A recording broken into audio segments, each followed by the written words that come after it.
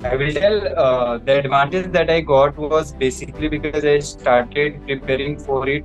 वो लड़का उस वक्त महज 7वीं क्लास में था जब एक रोड एक्सीडेंट में उसके पिता की मौत हो गई। उसके पिता घर में अकेले कमाने वाले थे। पिता का साथ छूटा तो उसकी और घर की पूरी जिम्मेदारी माँ के कंधों पर आ गई। यहाँ उस मासूम ने वो सब देखा जिसकी उसने कभी कल्पना भी नहीं की थी। उसकी माँ को समाज के बीच ताने सुनने को मिले। आर्थिक दिक्कतों ने उसके हर कदम पर मुश्किल पैदा की, लेकिन यही वो दौर था जब उसके अंदर एक चिंगारी पैदा हुई और उसने ठान लिया कि चाहे जो हो वो इन हालातों को बदल कर रहेगा। वक्त बीतने लगा और ये लड़का खुद को आने वाली चुनौतियों के लिए तैयार करने में जुट गया। उसने ठान लिया था कि खुद को ऐसे मुकाम पर पहुंचाएगा जहां लोग उसकी माँ के साथ पूरे सम्मान से बात करें। उस लड़के की निगाहें नेशनल डिफेंस एकेडमी की परीक्षा पास करने पर थी, लेकिन टू मायोपिया की वजह से उसका ये सपना टूट गया। इसके बावजूद उसने हार नहीं मानी और अब यूपीएससी की तैयारी करने लगा। शुरुआती 2 सालों में 2021 और 22 में उसे नाकामयाबी मिली और वो प्रीलिम्स भी क्लियर नहीं कर पाया। लगातार 2 असफलताओं से जूझने के बाद तीसरे प्रयास के लिए एक बार फिर उसने खुद को तैयार किया और तीसरी कोशिश में उसे प्रीलिम्स परीक्षा पास करने में सफलता मिल गई। अब अगले 8 महीने उसके लिए बेहद अहम थे। सामने मेंस परीक्षा और इंटरव्यू की चुनौती। उसने मॉक टेस्ट के बजाय पिछले साल के प्रश्नों पर फोकस किया और उसकी ये रणनीति रंग लाई। और जब 16 अप्रैल 2024 को यूपीएससी के नतीजे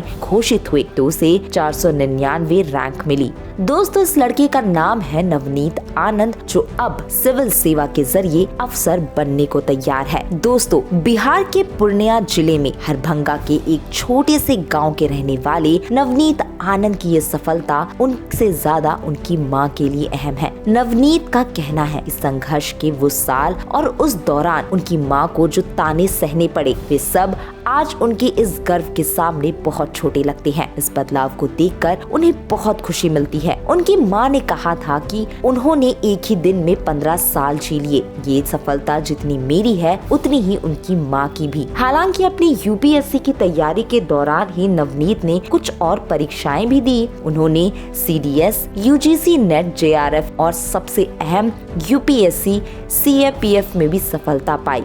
महज 21 साल की उम्र में 37वीं रैंक हासिल कर वो सीआईएसएफ में असिस्टेंट कमांडेंट बन गए। नवनीत के सफर में कई बार ऐसे पल भी आए जब उनका आत्मविश्वास टूटने लगा था। वे अपने दोस्तों से बातें करते तो खुद को बदकिस्मत तक बताने लगते, लेकिन लगातार मेहनत के बल पर उन्होंने आखिरकार सफलता हासिल कर दिखाई। उन्होंने अपनी पढ़ाई के लिए हर महीने 90 घंटे से शुरू कर 300 घंटे का लक्ष्य रखा। हालांकि वो बताते हैं वो इस लक्ष्य में केवल 267 घंटे प्रति महीने पढ़ाई का आंकड़ा ही छू पाए, लेकिन आज उनकी उपलब्धि ही उनकी सफलता और संघर्ष को सही तरीके से, सही मायने से बयां करती है। इसी के साथ दोस्तों, आज की वीडियो में इतना ही। अगर आपको हमारी ये वीडियो पसंद आती है तो वीडियो को लाइक करें, ज्यादा से ज्यादा शेयर करें, चैनल को सब्सक्राइब कर ले और यूथ आइकन को फॉलो करना ना भूले।